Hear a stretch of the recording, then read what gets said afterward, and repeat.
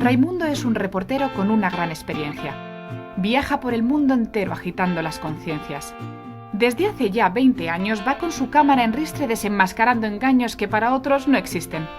Empezó en su tierra, América, denunciando los abusos de empresas con poca ética y gobernantes obtusos.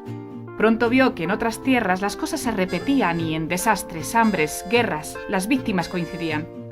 También ha encontrado gente, de Bombay al Amazonas, comprometida y valiente que apuesta por las personas. Gente que comparte sueños y los medios a su alcance, que ha puesto todo su empeño y, a pesar de los percances, su esfuerzo se ha propagado como una red solidaria y al desarrollo ha aportado desde muy diversas áreas. Con cabeza y corazón, formando profesionales de salud y educación en entidades locales. Actúan con diligencia ante cualquier situación, con ayuda de emergencia o aplicando prevención. Trabajan porque sea un hecho entre hombres y mujeres la igualdad de los derechos y también de los deberes. Apoyándose en la ciencia, en temas de medio ambiente han revuelto las conciencias de todo tipo de gente. Desde un discurso muy crítico, con éxito han reclamado en el terreno político leyes y pactos de Estado. Cuentan para sus acciones con la sociedad civil.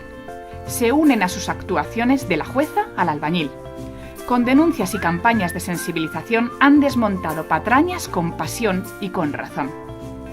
Todo esto ha visto Raimundo y, después, ha hecho balance de la situación del mundo, concluyendo que hay avances. Se ha recorrido vereda, aunque hoy lo más importante es el curro que nos queda desde ahora en adelante.